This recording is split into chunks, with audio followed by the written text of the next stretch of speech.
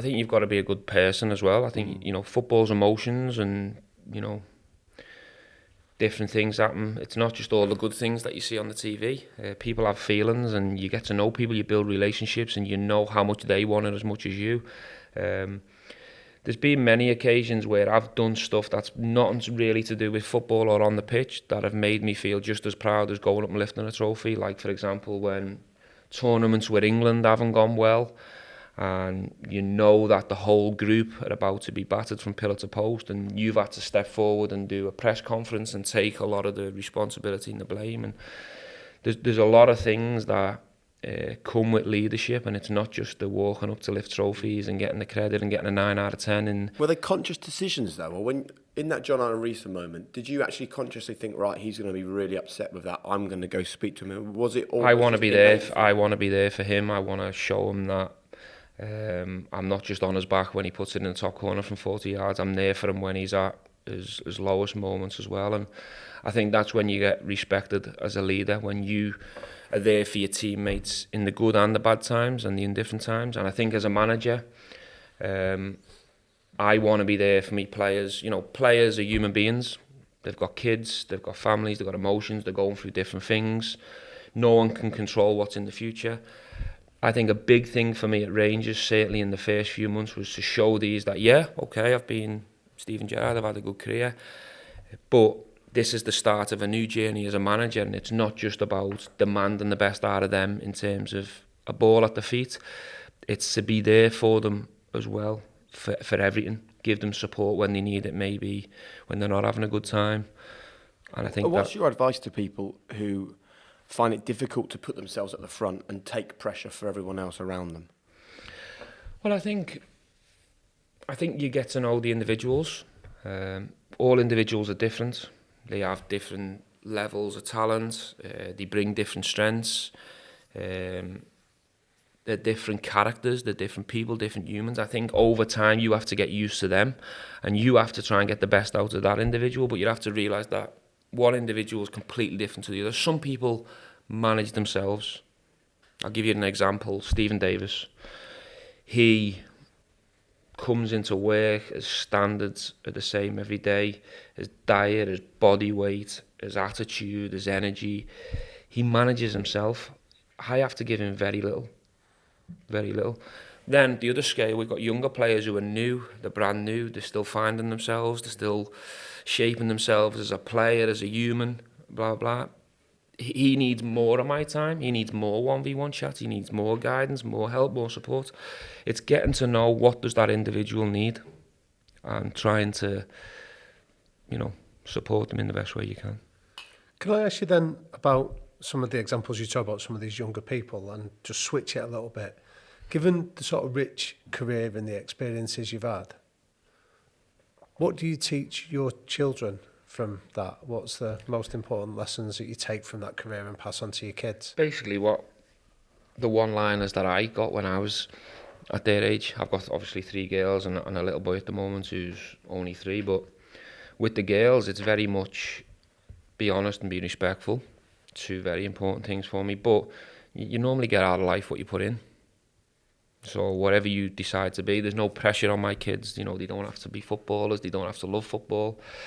It's them finding out what they want to do, what they want to be, and me giving them the support and stuff, but basically letting them know that they'll normally get out of life what they put in. If you make sacrifice, if you work hard, if you're good to people, normally things work out. You let them fail at things, because one of the issues with modern parenting is we make sure our kids are great at everything all the time, and not learning to fail is a really dangerous lesson, because people think it's a dangerous lesson, but from my experience, I think sometimes failure helps you to become better. Oh, definitely, yeah. And I'm saying a lot of people don't let their kids fail. Do you allow yours to fail and to struggle at things to learn how the world really is?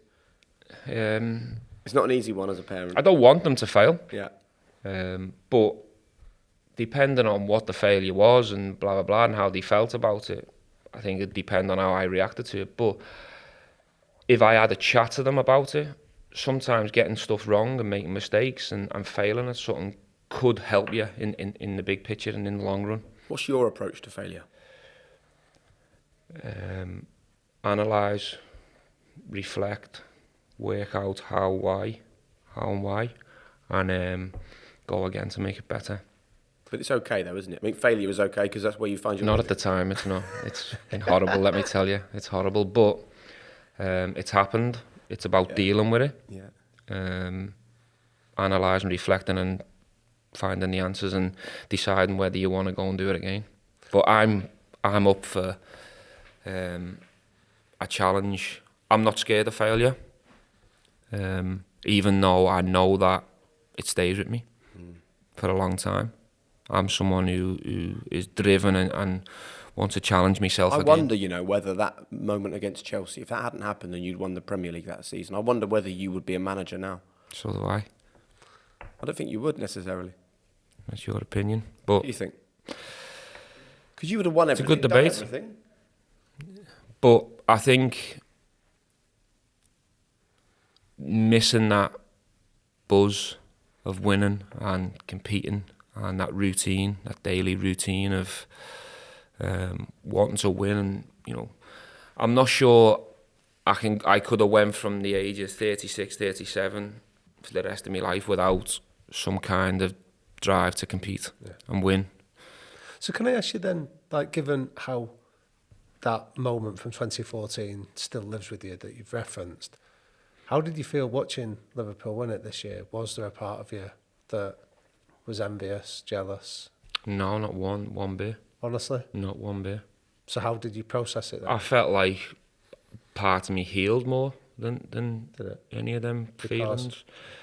Just because I know not only did it hurt me, it hurt a lot of people who had followed this club for many, many years, and they work on a daily basis. Liverpool fans commit themselves to that club, and they work every day. They love the club. It's in the heart. I've lived there for 20 years. I'm more. I knew what that meant, that Premiership, to an awful lot of people, and my own family, to me. I mean, the way the club were with me during that time, which will remain private, during that run-in to win the Premier League, it was special how that club was with me. Do you think that's because they were aware of how big it was? What it meant to me and what I'd probably been through, and they listen to interviews, and you've still got the relationships with all them people and stuff. But no, I think a lot of people were probably wondering whether I was jealous, but I just... Nah.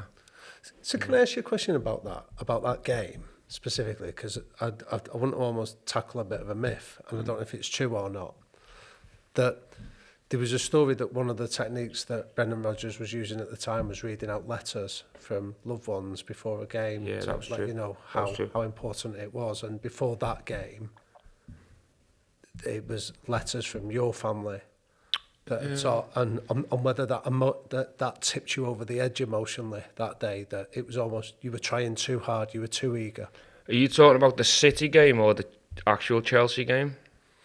Well, all in that running, but I think it's a Chelsea. I can't remember the exact game my family thing was read out, but it was certainly towards the latter stages. But did that help, or did that tip you over the edge emotionally?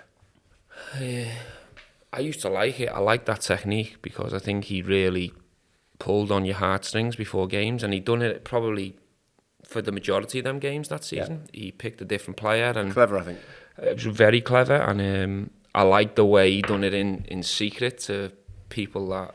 Yeah. I think it was brilliant, and there's different ways and techniques how to get the best out of people. I'm not sure whether mine was on that day. I couldn't really answer that question to you, to be honest. But talking about... Did I get too emotional in that running? 100%. Because I look at the reaction after the City game and blah, blah, blah, and for sure, yeah. Because it meant so much. Was there also a bit of fear around at that time for you with the fact that your Liverpool career was coming to an end and you having to face up to that? Or was fear never an emotion around that? I'm not sure fear is the right word. There was definitely an awareness that I wasn't the player I was probably 3-4 years earlier.